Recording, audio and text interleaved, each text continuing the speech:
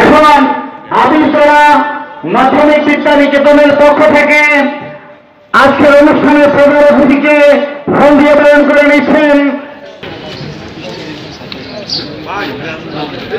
জানাবো আপনারা অবশ্যই একেবারে সংক্ষিপ্তভাবে আপনারা আপনাদের আলোচনা শেষ করবেন। এখন আমি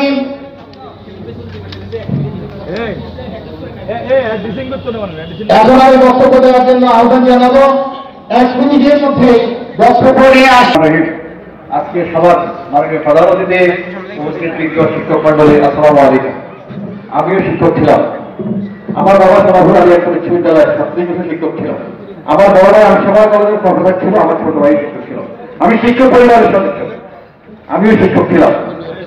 আমি একটা কথা বলতে চাই, গত 5ই আগস্ট সরকারের বিজয়, ওই সময় জনগণের ভোট লুট করে অন্যায়ভাবে জনগণ প্রতিনিধি হয়েছে, সেখানে আপনাদের একটা শিক্ষকদের ভূমিকা ছিল। আপনারা শিক্ষক আদর্শের জন্য লড়াই করবেন, কিন্তু অন্যায়ের সাথে আপোষ করেছেন, এটা আমরা দুঃখ পেয়েছি। ভবিষ্যতে কাজটা করবেন না, কেউ যেন আপনাদের মাধ্যমে ডাকাতকে দায়িত্ব করে নিয়ে গেছেন। দ্বিতীয়ত, এই ভোট ডাকাতদেরকে পরাজিত করেছে ছাত্র সমাজ। আপনাদের ছাত্র, এই ছাত্রদেরকে যখন গুলি করে পরাজিত হয়েছে, হত্যা করতে হয়েছে, তখন আপনারা কিন্তু তাদের কাছে দাঁড়ানো উচিত ছিল। আপনারা সমর্থন নেই, তাদের পাশে সর্বদা একটা আনন্দ ছিল।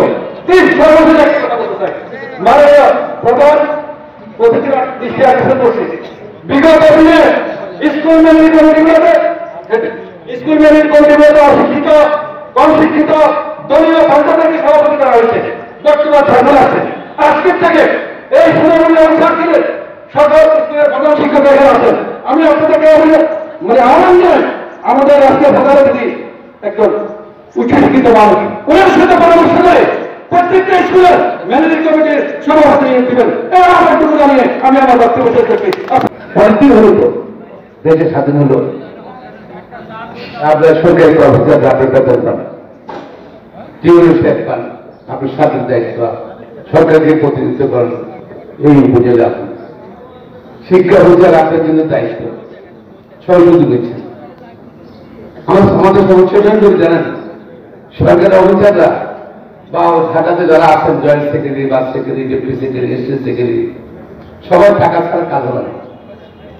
আমাদের সমস্যা হলে আমার কাছে মনে হয় মাঝে মাঝে সরকারি কর্মকর্তা, সরকারি কর্মচারীরা দয়া করে কষ্ট করে অফিসে আসেন, এই জন্য বেতনটা পান। আর যদি কোনো কাজ করতে হয় তাদের টাকা দিতে হবে নাকি? হ্যাঁ, পরিবর্তন দরকার, অবশ্যই পরিবর্তন হবে।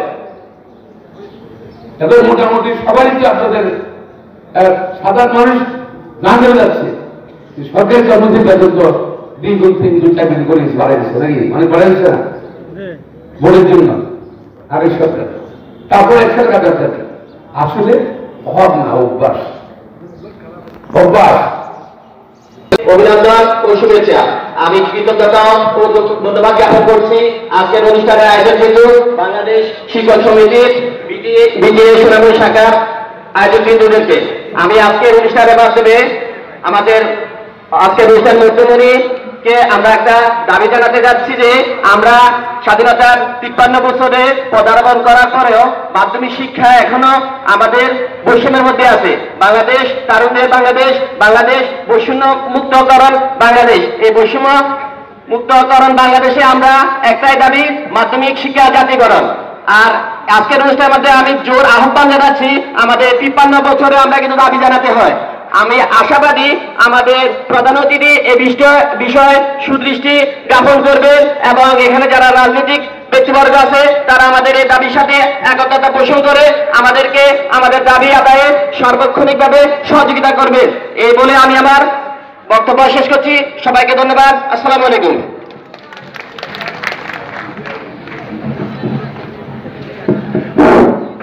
এখন আপনাদের সামনে বক্তব্য নিয়ে আসছে সোনামণি উপজেলা শিক্ষক সমিতির সাবেক সভাপতি বাবু খবর, তাকে সারা বাংলাদেশ ও সারা বিশ্বে সবচেয়ে পরিচিত। একসময় নোয়াখালীতে বলা হতো যে এটা বিএনপির কমিটি বলা হতো।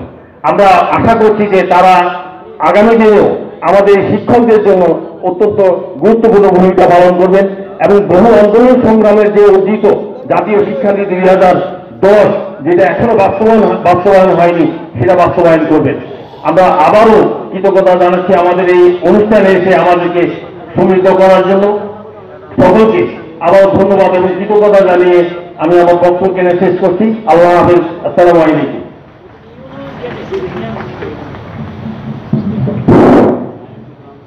সবাইকে উপস্থিত এখন বক্তব্য রাখবেন আজকের অনুষ্ঠানের উদ্বোধক নোয়াখালী জেলা শিক্ষক সমিতির সম্মানিত সভাপতি জনাব আবুল কাসেম সাহেব। জনাব আবুল কাসেম সাহেব।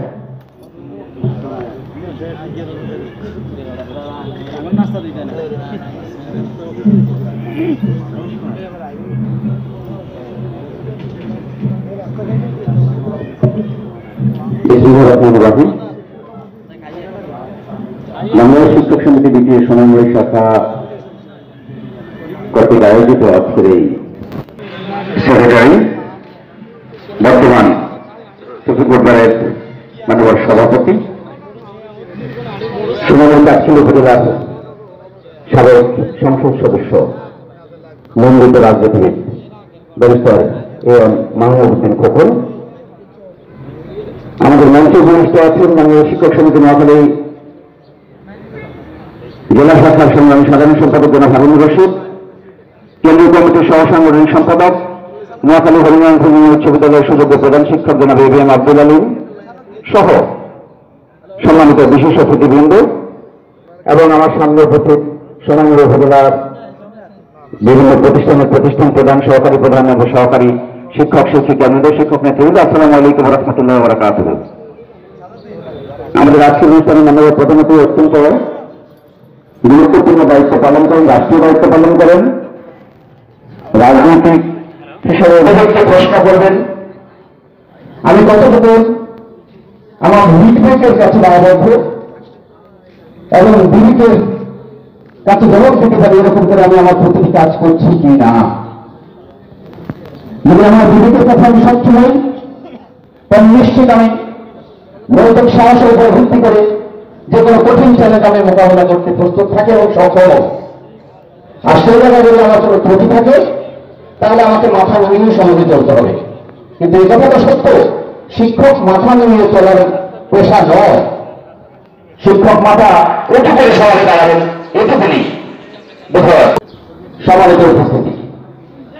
আজকে আমাদের মাননীয় প্রধান অতিথি আগামী দিনের যে বাংলাদেশ যাদের হাতে প্রতিষ্ঠা হবে, সমৃদ্ধ হবে, আমাদের নেতা একজন মিনিস্টার হবে, আর তখন উনি ক্যাবিনেটে বসে আমাদের শিক্ষকদের জন্য শিক্ষাকে জাতীয়করণ করার জন্য আমাদের সকল